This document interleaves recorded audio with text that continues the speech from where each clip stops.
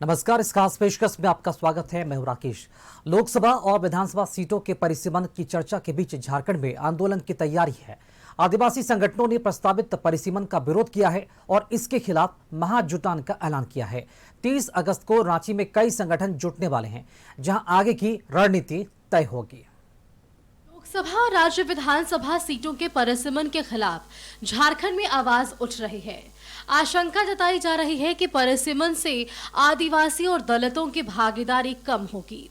आदिवासी संगठन इसके खिलाफ लगातार बैठक कर रहे हैं और 30 अगस्त को महाजुटान का ऐलान किया गया है, जिसकी तैयारी भी चल रही है। के मोरहाबादी मैदान में है, जहां परिसीमन को लेकर एक महाजुटान की तैयारी चल रही है। सबसे पहले हम दिखाने का प्रयास करते हैं कि देखिए, केंद्र सरकार के द्वारा परिसीमन लागू किया जाना है।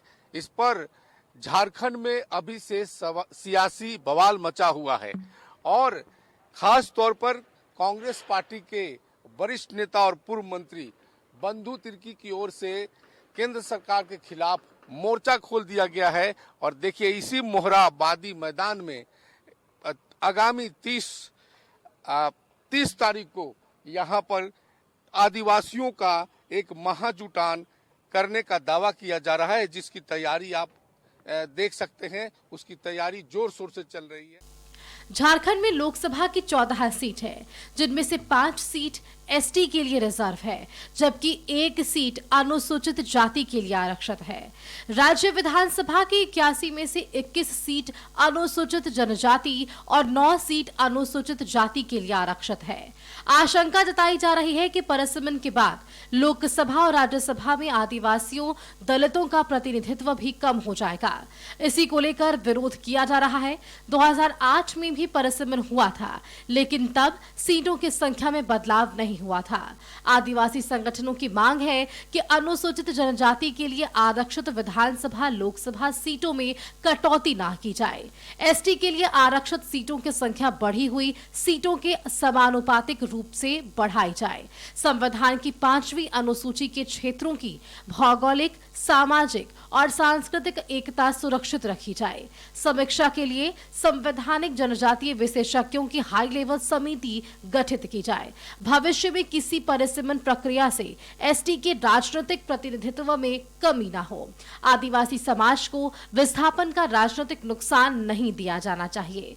औद्योगिक श्रमिक आबादी से जनसंख्या की बदलाव को गंभीरता से लिया जाना चाहिए। मूल निवासियों के लोकतांत्रिक अधिकार और सांस्कृतिक पहचान की रक्षा करना जरूरी है। आदिवासी नेता इसे लेकर चिंता जाहिर कर रहे हैं। वहीं बीजेपी, जेएमएम और कांग्रेस पर झूठा नैरेटिव सेट करने का आरोप लगा रही है। एमपी एमएलए क्यों गैर आदिवासी का होगा?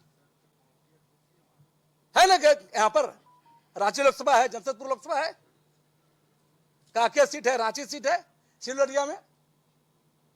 तो एक तरफ हम हमारा आबादी को क्या करिए, सिलवरिया में विकास के नाम पर रेल, कल कारखाना, खान खदान, डैम, विभिन्न परियोजनाओं के नाम पर यहाँ लाभ दीजिए मेरे इलाका, हमारा इलाका में, और हमारा इलाका को विस्थापन प्लान के लिए मजबूर करिए, बाहरी आबादी को डंप करिए और फिर बोलिए कि यह आबादी के आधार पर यहाँ पर परिसीमन होगा। देखिए, कांग्रेस और झारखंड मुक्ति मोर्चा शुरू से महिला विरोधी, एससी विरोधी, एसटी विरोधी, ओबीसी विरोधी रही है। ओबीसी के आरक्षण के बिल को तो इन्होंने 10 वर्षों तक दबा कर रखा था, 1980 से 90 के बीच में, और महिला आरक्षण के बिल के खिलाफ वोटिंग की इस बार जब उसको परिसीमन से जोड़ा गया।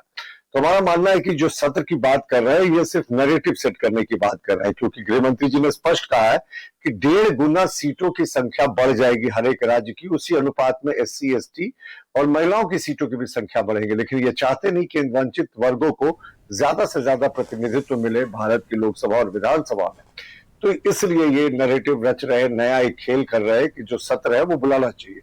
आदिवासी संगठन लगातार परिसीमन का विरोध कर रहे हैं और राज्य का सत्ताधारी गठबंधन भी इसके पक्ष में नहीं है। बयानों के बीच निगाहें इस बात पर टिकी है कि आगे क्या होता है। कशिश न्यूज के लिए रांची से राजीव मोहन और संदीप की रिपोर्ट।